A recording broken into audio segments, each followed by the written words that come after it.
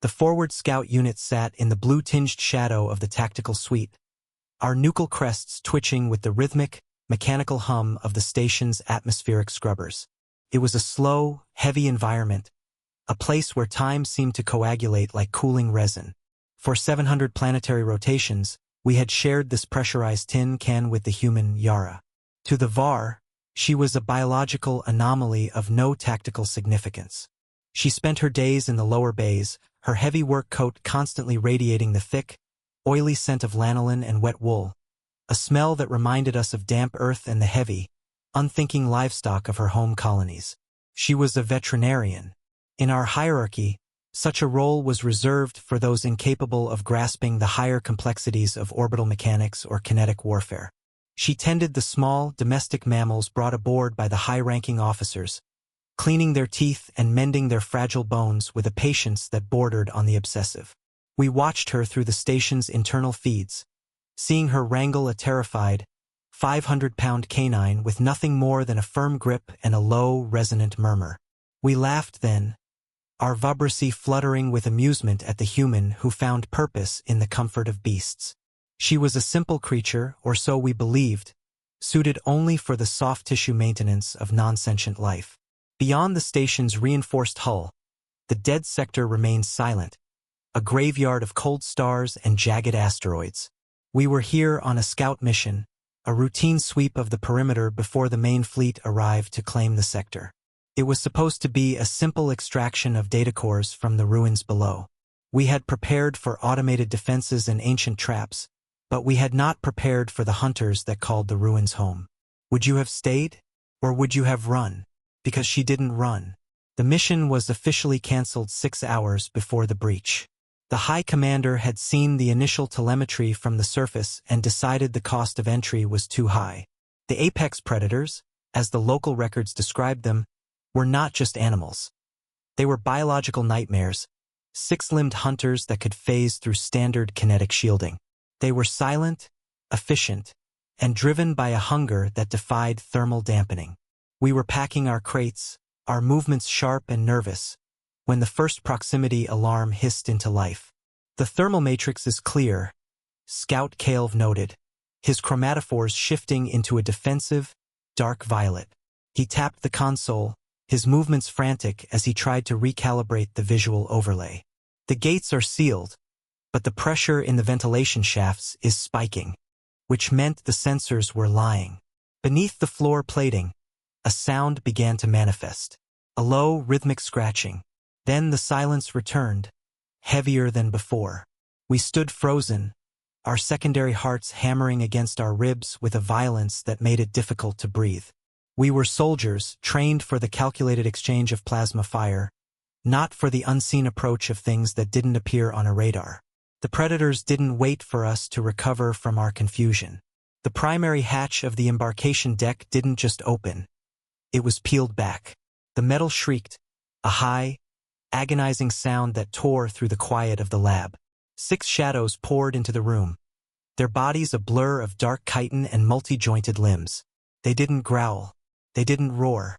They simply moved, a coordinated wave of hunger that sent the seasoned scouts scrambling for sidearms that felt suddenly terrifyingly inadequate. Yara was there, standing near a crate of medical supplies. She didn't have a weapon. She didn't have a shield. She stood with her feet planted wide, her hands tucked into the pockets of that lanolin-stained coat.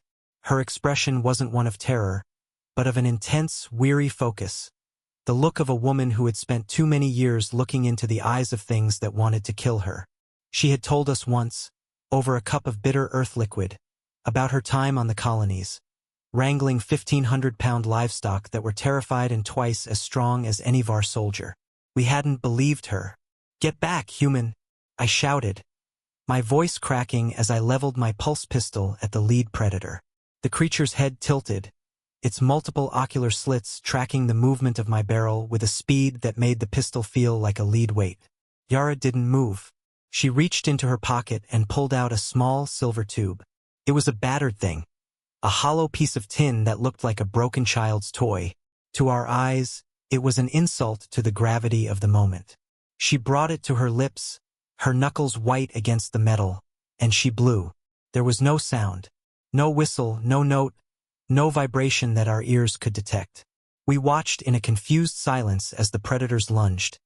Their claws extended, their mouths opening to reveal rows of needle-thin teeth.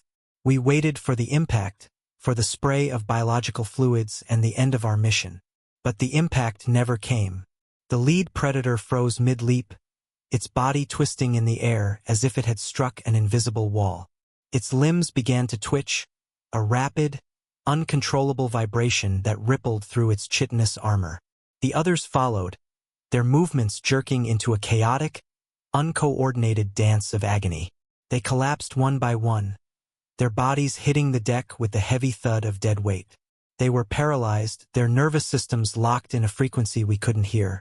The room went still, the kind of stillness that precedes a landslide. We watched, breath caught in our vents, as the 6 apex hunters, creatures that could shred reinforced titanium with their secondary mandibles, became nothing more than statues of vibrating meat.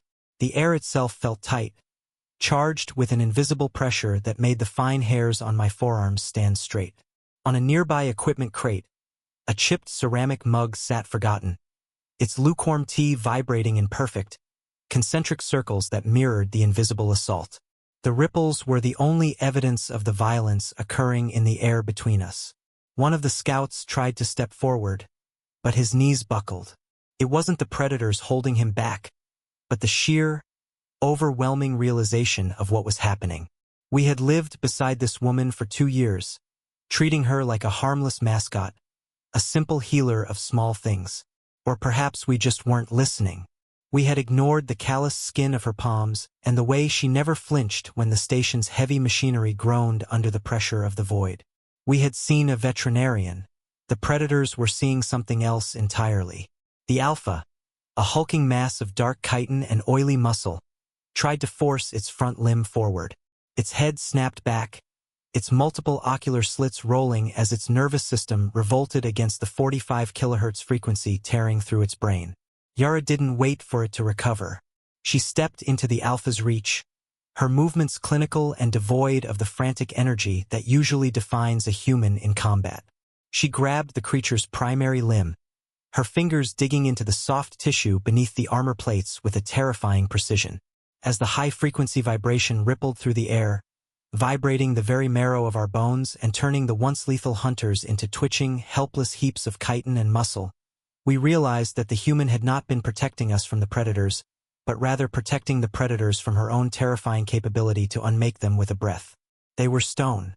The alpha's shoulder joint gave way with a wet, sickening pop that echoed through the silent lab. The beast went limp, its massive weight collapsing into the deck plating as Yara stepped back, her breath coming in slow, measured draws. A sharp thwack signaled the joint resetting. She didn't scream. She didn't even wince. She just wiped a smudge of predator ichor from her work coat and looked down at the silver tube in her hand. "Is that magic?"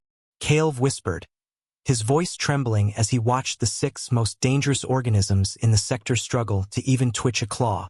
Yara didn't look up. She was already kneeling beside the alpha, her hands checking the pulse points at its throat with the same detached care she used for the commander's house pet. "It's not magic, Scout. It's mammalian tympanic adaptation. Your predators have ears tuned for the ultrasonic frequencies of the ruins vermin. I just gave them more than their synapses could process." She paused, her thumb tracing the edge of the beast's dislocated limb. "And this is not broken. It's just dislocated." The aftermath was a blur of high-level security overrides and frantic data uplinks. The High Commander arrived within the hour, his personal guard keeping a respectful, terrified distance from the woman in the stained coat.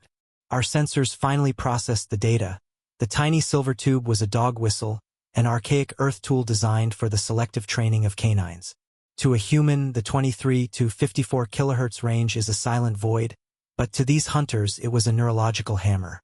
Within 24 hours, Yara's file was purged.